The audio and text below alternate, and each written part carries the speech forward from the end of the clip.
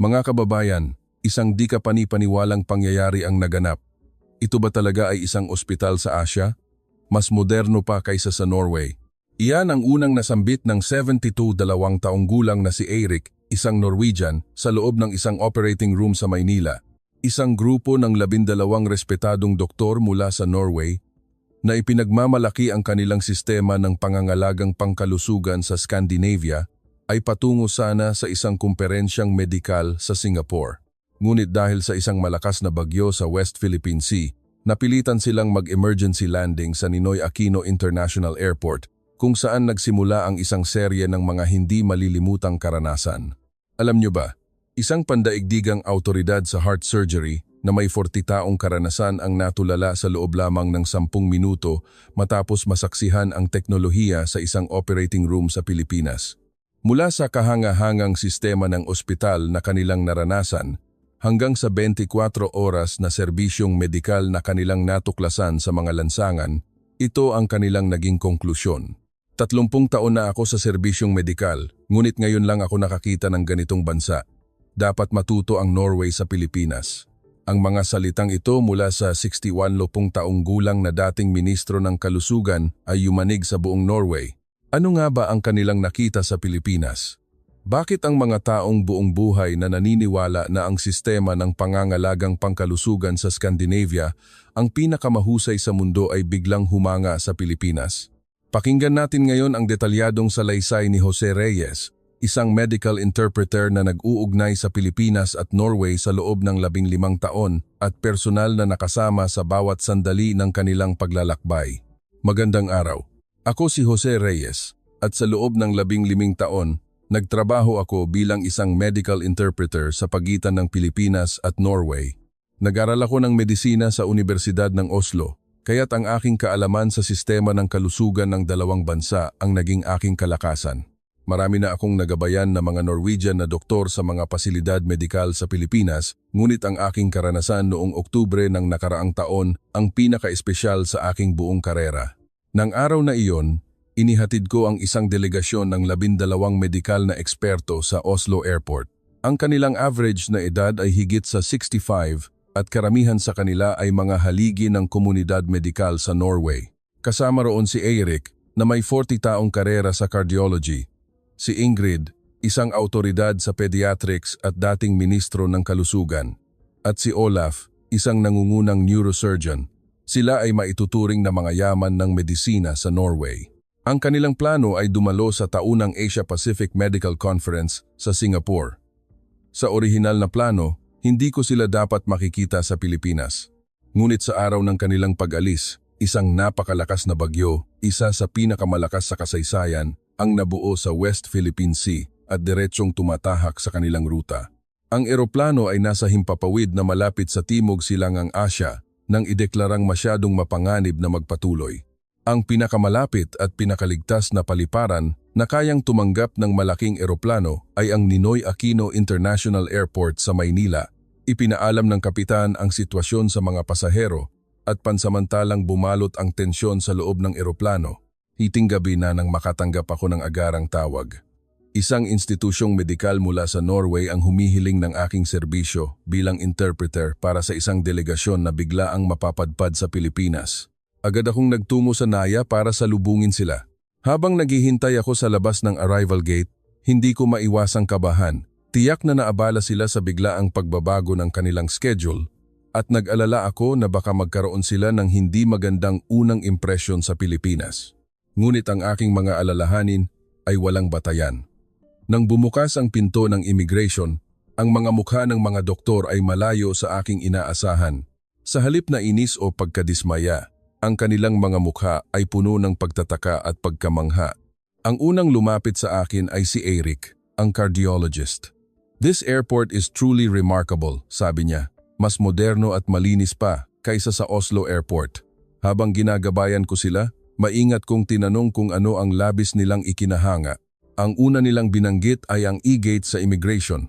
Bagamat mayroon ding automated gate sa Norway, madalas ay para lamang ito sa mga lokal na mamamayan. Nagulat sila na sa NAIA, basta't may pre-registration, maging ang mga dayuhan ay maaaring gumamit ng automated system. Ang multi-language support sa mga screen ay perpekto, at ang mga gabay sa Ingles ay mas malinaw at mas matulungin kaysa sa Oslo.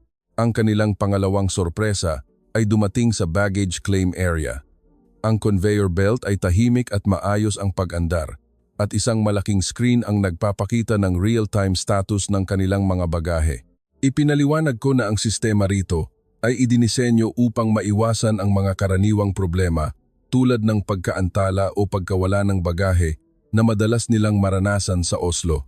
At totoo nga, wala pang 10 minuto, lahat ng 12 bagahe nila ay lumabas na. Ang serbisyo ng mga staff ng paliparan ay isa pa sa kanilang ikinahanga. Isang ground staff ang mahusay na nagpaliwanag ng sitwasyon sa wikang Ingles at nagbigay ng lahat ng impormasyong kailangan nila para sa kanilang biglaang pananatili. Mula sa pag-book ng hotel hanggang sa mga opsyon sa transportasyon, lahat ay naayos ng mabilis na parabang ito ay nakaplano na. Sabi ng isang doktor, ito na raw ang pinakamahusay na serbisyo sa paliparan na naranasan niya sa buong buhay niya. Ngunit ang pinakakahanga-hanga para sa kanila ay ang pag-aalaga sa mga nakatatanda.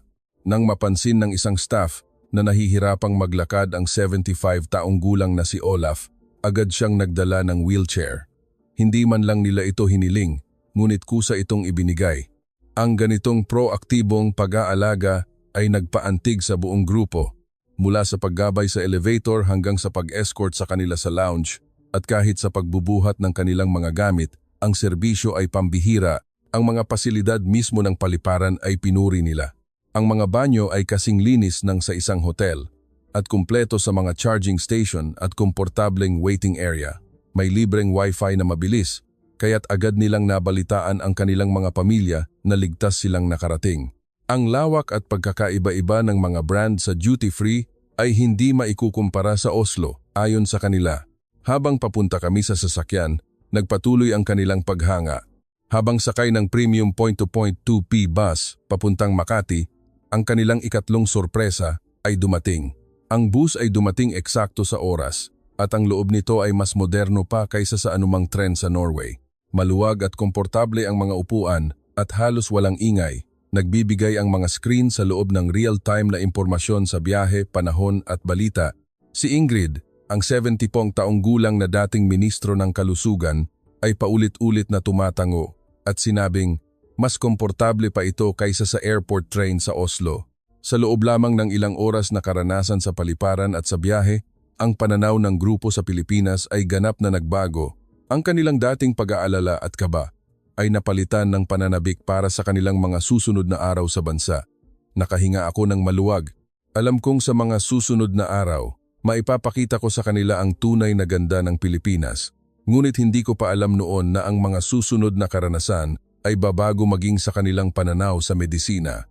Habang nasa loob ng bus, nagbago ang tingin ng mga doktor sa kanilang dinaraanan. Habang binabagtas namin ang Skyway, namangha sila sa laki at lawak ng mga pasilidad sa Port of Manila.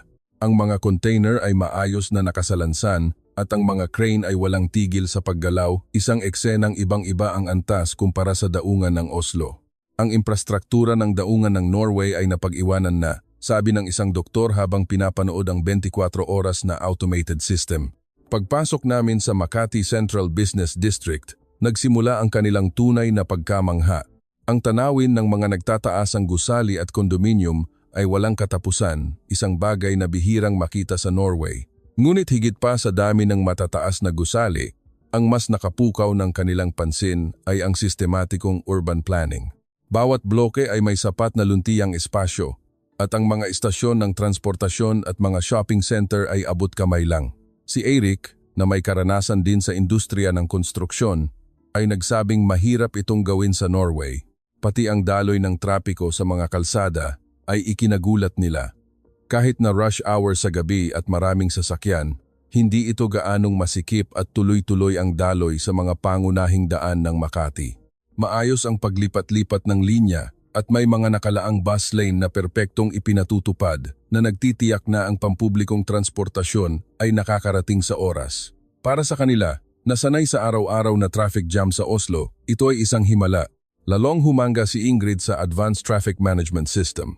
Ang mga traffic light ay nag-adjust sa real-time batay sa dami ng sasakyan at ang impormasyon tungkol sa congestion sa bawat kalsada ay ipinapakita sa mga electronic billboard para makahanap ng alternatibong ruta ang mga driver. Bilang isang taong nagtrabaho sa administrasyong pangkalusugan, alam na alam niya ang kahalagahan ng kahusayan at nakita niya ang halaga ng ganitong sistema. Ang problema sa trapiko na dekada nang hindi masolusyonan ng gobyerno ng Norway ay nalutas ng Pilipinas gamit ang teknolohiya, sabi niya. Pagdating namin sa aming hotel malapit sa Ayala Triangle Gardens, pasado 9:00 na ng gabi. Ngunit ang mga kalye ay maliwanag na parang araw at maraming tao ang masayang naglalakad. Isa sa mga pinakagulat nila ay ang makita ang mga babaeng nag-iisa na ligtas na naglalakad sa gabi, isang bagay na mahirap isipin sa Oslo. Sinabi ni Olaf, ang neurosurgeon, na ang ganitong kaligtasan ang tunay na sukatan ng isang maunlad na bansa. Sa pag-check-in sa hotel, isa na namang kamangha-manghang karanasan ang sumalubong sa kanila. Hindi lang mahusay mag-Ingles ang staff sa front desk, kundi agad din silang nag-alok ng customized na serbisyo base sa edad ng grupo. Para sa mga may problema sa tuhod, inilagay sila sa mga silid na malapit sa elevator at binigyan ng flexible na oras para sa kanilang mga pagkain.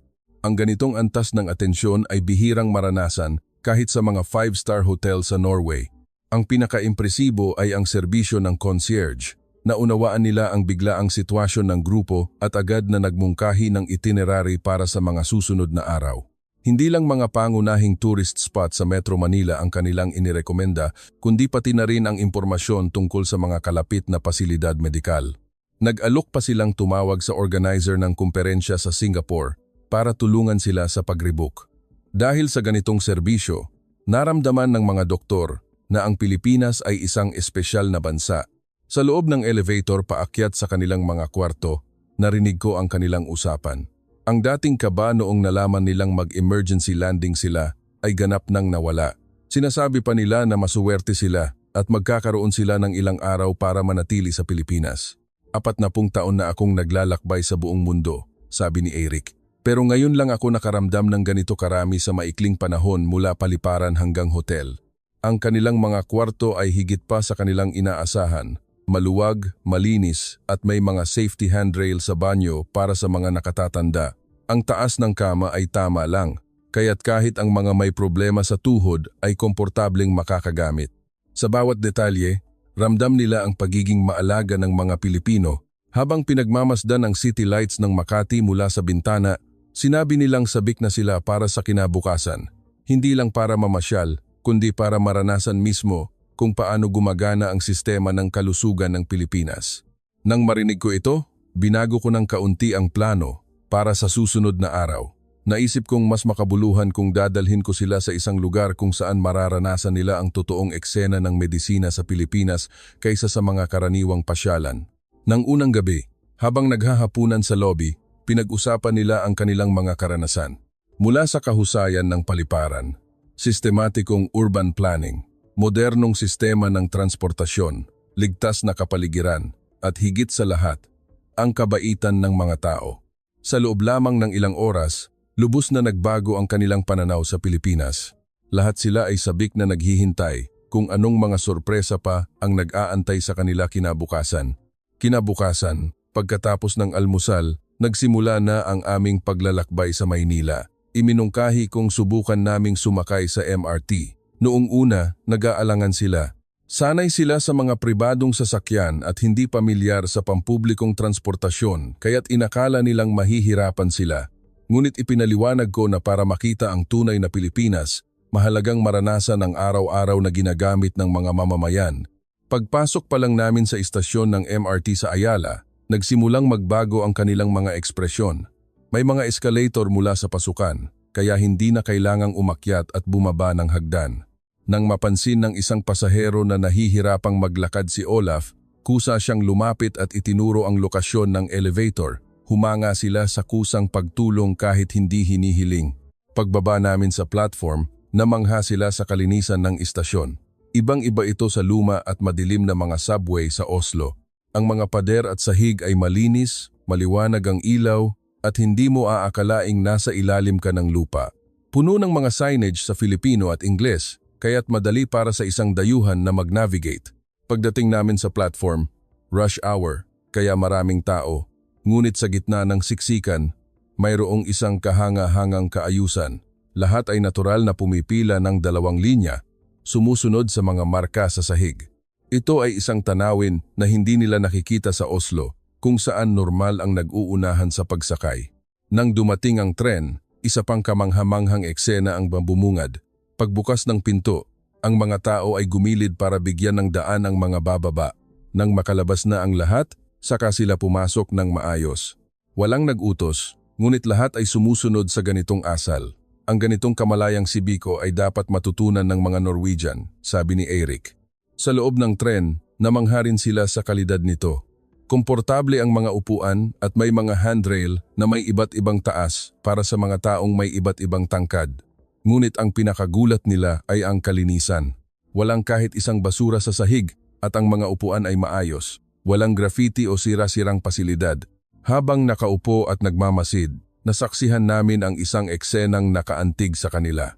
Sa susunod na istasyon, isang lola na may tungkod ang sumakay.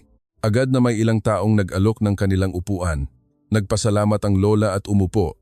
Malinaw na ang ganitong eksena ay pang-araw-araw at hindi espesyal.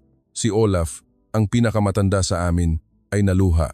Sa haba ng buhay ko at sa dami ng bansang napuntahan ko, ngayon lang ako nakakita ng isang lipunan kung saan ang pagmamalasakit sa kapwa ay ganito kalalim na nakaugat, sabi niya. Ang atmosfera sa loob ng tren ay kahanga-hanga rin. Kahit maraming tao, tahimik, walang tumatawag sa telepono o nagsisigawan. Karamihan ay nakatingin sa kanilang mga smartphone o nagbabasa ng libro. Naramdaman nila na ang ganitong etiketa sa pampublikong lugar ay hindi itinuturo kundi bahagi na ng kultura. Pagdating namin sa destinasyon, muli silang namangha. Kahit na komplikado ang istasyon dahil sa maraming linya, napakalinaw ng mga signage at hindi kami naligaw. Ang bawat linya ay may kanya-kanyang kulay at sa bawat exit ay may detalyadong impormasyon tungkol sa mga kalapit na gusali at establishmento. Si Eirik, na may karanasan sa arkitektura, ay nagsabing ang ganitong antas ng wayfinding design ay hindi makikita sa Norway. Kumpleto rin ang mga pasilidad sa loob ng istasyon. Bukod sa malilinis na banyo, may mga convenience store at coffee shop.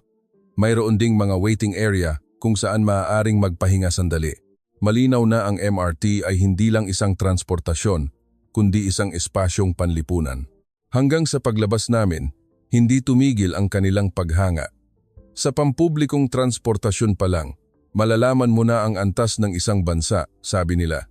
Ang kahusayan, kalinisan, at higit sa lahat, ang disiplina ng mga mamamayan ay naghahalo-halo ng perpekto. Sabi ni Ingrid, dapat maranasan mismo ng mga opisyal ng gobyerno sa Oslo ang MRT na ito. Habang naglalakad kami sa Bonifacio High Street, isang di inaasahang pangyayari ang naganap. Biglang napahawak sa dibdib si Olaf, ang pinakamatanda sa grupo, at nagsimulang mahirapang huminga. Siya ay 75 taong gulang na at may dati ng kondisyon sa puso, kaya't mukhang seryoso ang sitwasyon. Nagulat ang ibang mga doktor at ako man ay nataranta. Ang magkaroon ng emergency sa ibang bansa ay nakakatakot. Agad akong tumawag sa 911. Isang operator na marunong mag-Ingles ang sumagot. Matapos kong ipaliwanag ang sitwasyon, agad nilang natukoy ang aming lokasyon at sinabing may ipapadala silang ambulansya. Nakakagulat, wala pang 5 minuto, dumating na ang ambulansya. Kahit na nasa isang abalang lugar kami, napakabilis ng kanilang pagdating. Sa Oslo, ang pagtawag ng ambulansya ay madalas na nangangahulugang 30 minutong paghihintay. Ang ganitong bilis ay hindi nila sukat akalain. Una, humanga sila sa profesionalismo ng mga paramedic. Pagdating pa lang sa eksena, mabilis nilang sinuri ang kondisyon ng pasyente at sinimulan ang first aid. Maingat nilang inasikaso ang matandang pasyente habang mabilis na ginagawa ang mga kinakailangang pamamaraan. Nilagyan siya ng oxygen mask, kinabitan ng ECG, at patuloy na pinapakalma. Isang paramedic ang nagpaliwanag ng sitwasyon sa simpleng Ingles na nagbigay ng kapanatagan sa amin. Ang loob ng ambulansya ay puno ng mga modernong kagamitang medikal. Habang bumibiyahe, patuloy na sinusubaybayan ang kondisyon ng pasyente at may sapat na kagamitan para sa lahat ng kinakailangang emergency procedure. Papunta pa lang kami sa ospital, ang impormasyon ng pasyente ay naipadala na. kaya't handa na silang simulan ang paggamot pagdating namin. Ang ganitong sistematikong emergency medical system ay bihirang makita kahit sa Norway. Si Eirik, ang cardiologist, ay namangha sa antas ng mga kagamitan sa loob ng ambulansya. Kumpara sa mga ambulansya sa Norway, mas marami at mas advanced ang mga kagamitan dito. Ito ay isang mobile intensive care unit, sabi niya. Lalo siyang humanga sa sistema na kayang magpadala ng real-time ECG waveform sa ospital. Pagdating namin sa emergency room ng St. Luke's Medical Center, Global City, nagsimula ang isa pang yugto ng pagkamangha. Ang ER, na karaniwang iniisip na magulo at masikip, ay ibang-iba rito. Maluwag at komportable ang espasyo, malinaw ang pagkakahati-hati ng bawat lugar, at maayos ang daloy ng mga tao upang hindi sila malito. Ang waiting area ay kasing linis at komportable ng lobby ng isang hotel. Ang bilis ng pagproseso sa reception ay isa pang ikinagulat nila. May hiwalay na counter para sa mga dayuhang pasyente at ang staff ay matatas mag-Ingles. Gamit lang ang pasaporte ng pasyente at ilang simpleng impormasyon, agad na natapos ang registration. Idinetalye pa nila kung paano ipoproseso ang kanyang Norwegian Health Insurance. Mahirap makahanap ng ospital sa Oslo na may ganitong suporta para sa mga dayuhang pasyente. Lahat ng proseso ay digital at halos walang ginamit na papel. Maikli lang ang paghihintay. Kahit maraming pasyente, mahusay na gumagana ang triage system batay sa kalubahan ng kaso. Si Olaf, na may suspetsa ng sakit sa puso, ay nakapasok sa consultation room sa loob ng 10 minuto.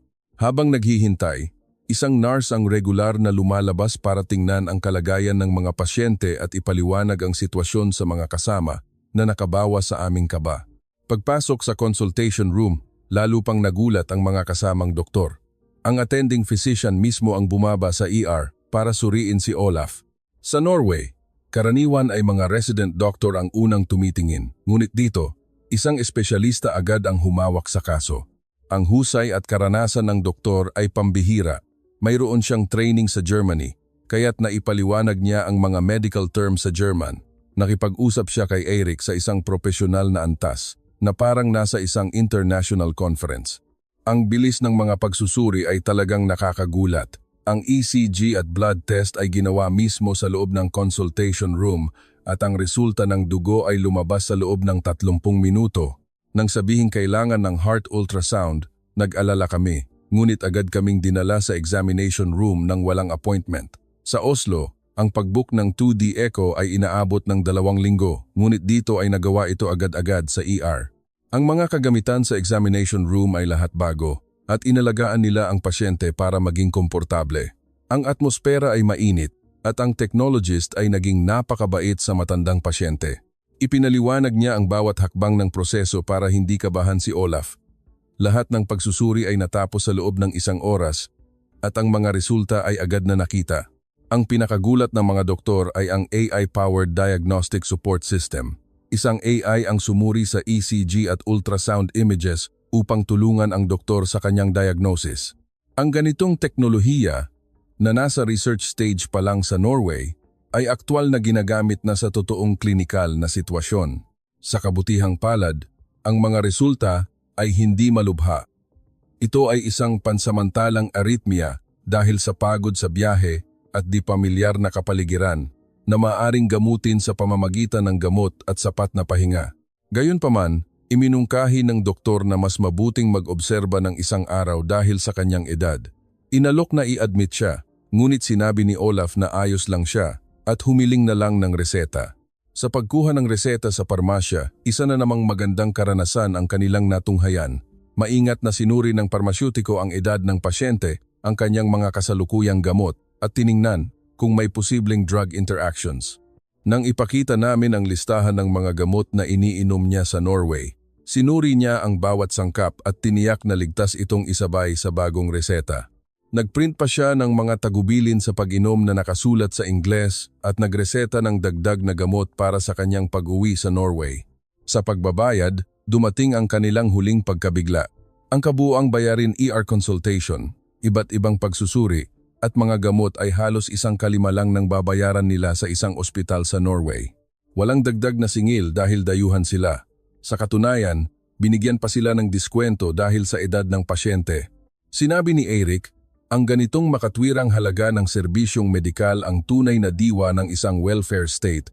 Paglabas ng ospital, lahat ng doktor ay hindi mapigilan ang kanilang paghanga mula sa profesionalismo at kabaitan ng staff, mga modernong kagamitan, mabilis na sistema ng pagsusuri at makatwirang bayarin sa lahat ng aspeto.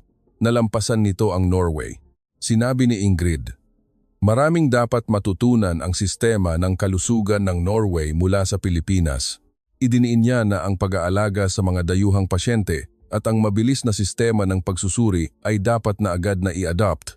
Matapos ang insidente sa ospital, bumalik kami sa Bonifacio High Street. Uminom ng gamot si Olaf at bumuti na ang kanyang pakiramdam. Gumaan ang loob ng lahat at nagpatuloy kami sa aming pamamasyal. Ipinaliwanag ko na ito ay isang pangunahing lifestyle at shopping district.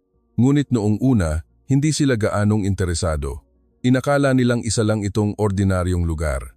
Ngunit pagpasok pa lang namin sa mga tindahan, nagbago ang kanilang pananaw.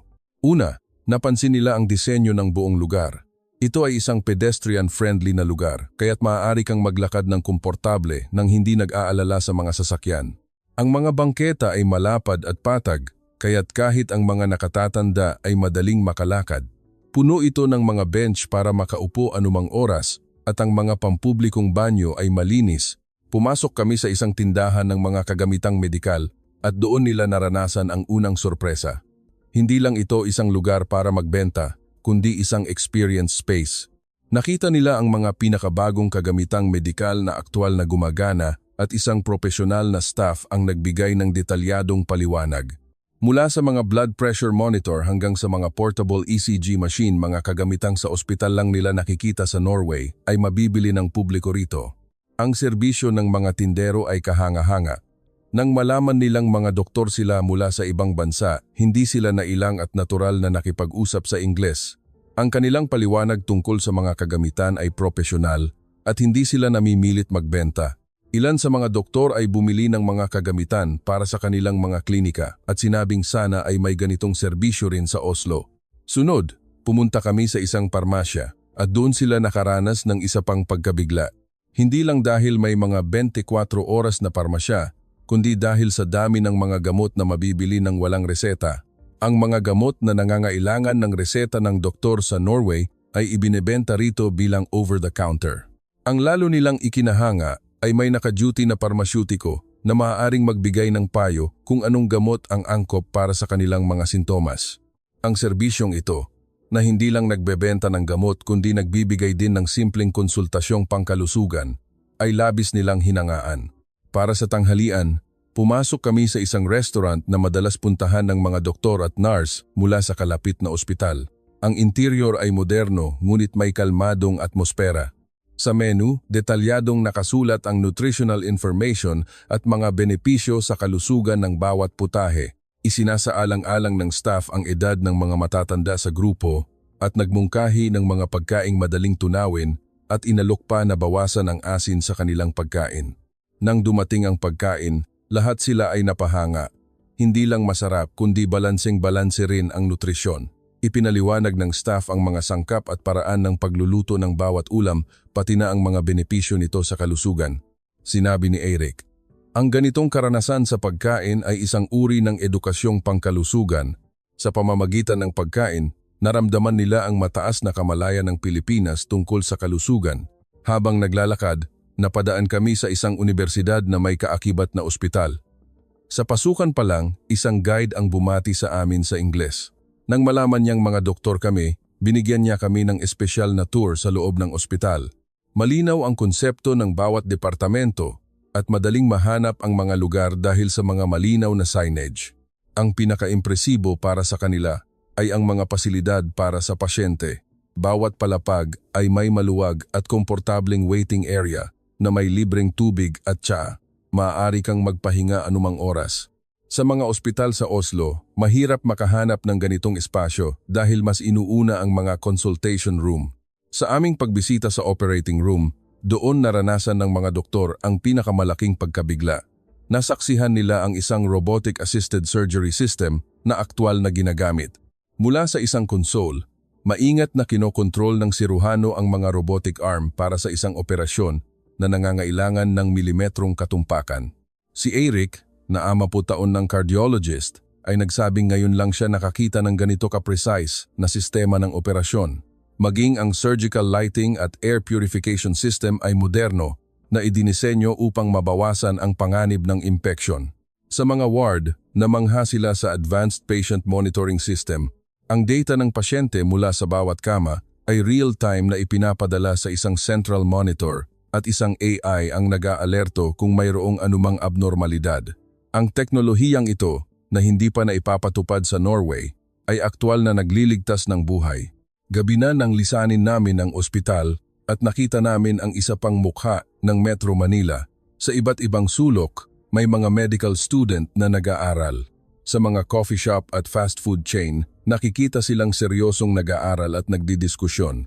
Naunawaan ng mga doktor na ang ganitong sigasig sa pag-aaral ang sumusuporta sa kalidad ng medisina sa bansa. Bago umuwi sa hotel, dumaan kami sa isang convenience store. Namangha sila sa 24 oras na serbisyo nito, ngunit mas humanga sila sa dami ng mga produktong pangkalusugan. May mga blood pressure monitor, thermometer, at kahit mga simpleng testing kit. Isang batang babae ang nag-iisang nagtatrabaho, ngunit hindi siya mukhang natatakot na muling nagpatunay sa kaligtasan sa Pilipinas. Sa pagtatapos ng araw, pinag-usapan nila ang kanilang mga natutunan. Ang kanilang nakita ay hindi lang isang shopping district. Ito ay isang lugar kung saan ang teknolohiyang medikal, propesyonalismo ng parmasya, modernong sistema ng ospital, at mataas na kamalayan ng lipunan sa kalusugan ay laganap. Sinabi ni Eric, mukhang sabay na naabot ng Pilipinas ang pagsulong sa teknolohiyang medikal at ang pag-unlad ng lipunan. Ang ikatlong araw ay inilaan namin para maranasan ang sistema ng edukasyong medikal ng Pilipinas. Nais kong maunawaan nila hindi lang ang modernong Pilipinas, kundi pati na rin ang pinagmulan ng mga mahuhusay na medical professional nito. Maaga kaming nagpunta sa Universidad ng Pilipinas, Kolehiyo ng Medisina sa Maynila. Pagdating sa universidad, namangha sila sa laki ng mga research facility. Maraming modernong gusali para sa pananaliksik at nakita nila ang mga estudyanteng aktibong nagsasagawa ng kanilang mga pag-aaral. Isang volunteer guide na matatas mag-Ingles ang nagbigay sa amin ng detalyadong paliwanag tungkol sa mga programa at research focus ng bawat laboratorio. Sa anatomy lab, labis na humanga ang mga doktor. Gumagamit ang mga estudyante ng mga 3D human models at VR technology para pag-aralan ang katawan ng tao, isang paraan na ibang-iba sa tradisyonal na pag-aaral gamit ang libro. Sinabi ni Eric na ang ganitong modernong sistema ng edukasyon ay malaki ang naitutulong sa pagpapabuti ng kasanayan ng mga batang doktor. Ang patuloy na pagbabago sa edukasyong medikal, ang pundasyon ng kahusayan ng Pilipinas. Nagkaroon kami ng pagkakataong makipag-usap sa mga estudyante. Isang third-year medical student ang nagpresenta ng kanyang research tungkol sa heart surgery sa wikang Ingles. Ang lalim ng kanyang kaalaman at husay sa pagprepresenta ay ikinagulat ng mga Norwegian na doktor.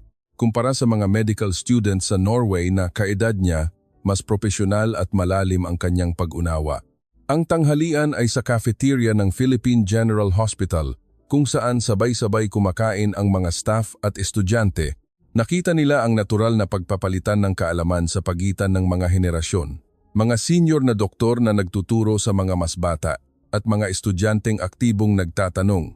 Sa hapon, nakapanood kami ng isang aktwal na operasyon. Nasaksihan namin ang isang mitral valve repair surgery na ginabayan ng isang robot. Ang husay ng siruhano at ang perpektong koordinasyon ng buong team ay nagpaantig sa kanila. Bilang isang kapwa cardiologist, si Eric ang pinakanakaunawa sa taas ng antas ng teknikal na kasanayan na ipinakita. Ginagawa rin namin ang operasyong ito sa Norway, sabi niya, ngunit hindi pa ako nakakita ng ganito ka-precise at kahusay. Pagkatapos ng operasyon, nakausap namin ang siruhano. Bagamat bata pa, napakalawak ng kanyang kaalaman at karanasan.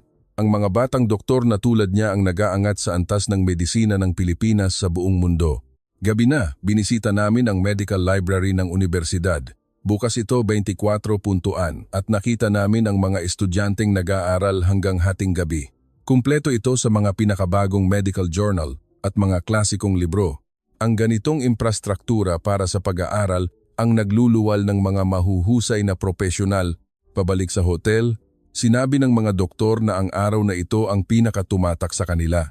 Kahit kahanga-hanga ang mga teknolohiya at pasilidad, ang tunay na lakas ng medisina ng Pilipinas ay ang sistematiko at patuloy na sistema ng edukasyon. Ang sigasig sa edukasyon na tila nawala na sa Norway ay muli naming natagpuan dito sa Pilipinas, sabi ni Ingrid.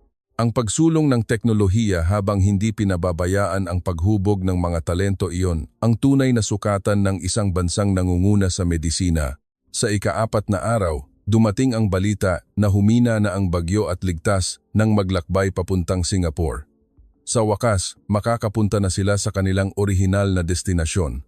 Ngunit ang reaksyon ng mga doktor ay iba sa inaasahan. Karamihan sa kanila ay nagsabing mas gusto pa nilang manatili sa Pilipinas. Ganoon kalaki ang naging epekto ng kanilang ilang araw na karanasan. Ngunit dahil may nakabook ng schedule, malungkot silang nagtungo pabalik sa NAIA. Habang nasa sasakyan, puro Pilipinas ang kanilang pinag-uusapan. Pag-uwi ko, kailangan kong ikuwento ito sa aking pamilya, sabi nila. Si Eric ay nagsabing gusto niyang ipadala ang staff ng kanyang klinika sa Pilipinas para matuto. Si Ingrid naman ay gustong ibahagi sa kanyang mga kasamahan sa Ministry ng Kalusugan ang mahusay na sistema ng Pilipinas. Hanggang sa huling sandali sa paliparan, patuloy ang kanilang paghanga. Ang departure area ay kasing linis at sistematiko ng arrival area. Ang mga duty-free shop at serbisyo ay world-class. Habang papunta sa boarding gate, hindi sila tumigil sa pagkuha ng litrato at paulit-ulit na sinasabing, babalik kami. Nang lumipad ang eroplano, habang pinagmamasdan nila ang tanawin ng Maynila mula sa bintana, may espesyal na kislap sa kanilang mga mata. 4 na araw lang ang nakalipas, nag-aalala sila sa biglaang paglapag, ngunit ngayon, puno sila ng pasasalamat at panghihinayang sa pag-alis. Bilang interpreter, ipinagmamalaki kong naipakita ko sa kanila ang magandang mukha ng Pilipinas. Pagkatapos ng kanilang kumperensya sa Singapore at pag-uwi sa Norway, agad na ikinuwento ng mga doktor ang kanilang karanasan. Iprinenta ni Eric sa isang pagtitipon ng mga doktor sa Oslo ang kanyang mga natuklasan mula sa kahusayan ng sistema, modernong pasilidad, kalidad ng edukasyon at bilis ng emergency response system. Ang ibang mga doktor ay labis na nagpakita ng interes, ngunit ang pinakamalaking epekto ay nagmula sa media. Ang Norwegian Broadcasting Corporation ay nagpalabas ng isang special feature na may pamagat na ang pagtuklas ng mga Norwegian sa Pilipinas. Idinetalye nito kung paano ang mga respetadong doktor na buong buhay na ipinagmalaki ang kanilang sariling sistema ay nakaranas ng medical technology shock sa isang di inaasahang pagbisita. Ang programa ay nagbanggit ng mga konkretong aral na dapat matutunan ng Norway mula sa Pilipinas. Gumawa rin ng aksyon ang industriya ng medisina. Dumami ang mga nagtatanong tungkol sa mga medical training program sa Pilipinas, lalo na sa emergency medicine at surgical techniques. Sa halip na sa Europa o Amerika, nagsimulang mag-develop ang mga institusyon ng mga programa para maranasan ang medisina sa Pilipinas. Naging popular ang mga programang nakatuon sa robotic surgery, AI diagnostics, at patient-centered service. Nagkaroon din ng pagbabago sa akademya. Ang Universidad ng Oslo at Universidad ng Bergen ay nagtayo ng mga research center para sa Philippine Medical Studies. Dumami ang mga estudyanteng nag-enroll sa mga kursong may kinalaman sa teknolohiya at edukasyong medikal ng Pilipinas. Nasaksihan ko ang lahat ng pagbabagong ito ng may pagkamangha. Hindi ko inakala na ang isang 4 na araw na karanasan ay magdudulot ng ganito kalaking epekto.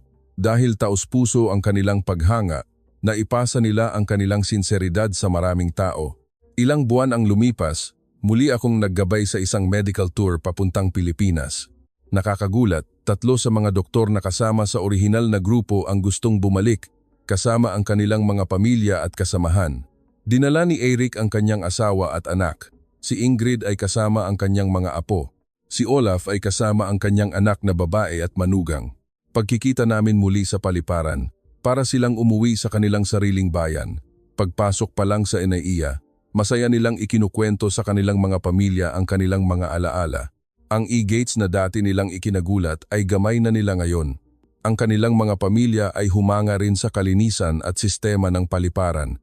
Sa pagkakataong ito, 1 linggo silang mananatili para libutin ang Maynila at Palawan. Sa unang gabi, habang naghahapunan, Masiglang ikinukwento ni Eric sa kanyang asawa ang kanyang unang pagbisita, ang disiplina na nakita niya sa MRT, ang mahusay na paggamot sa ospital, at ang pagsulong ng teknolohiyang medikal.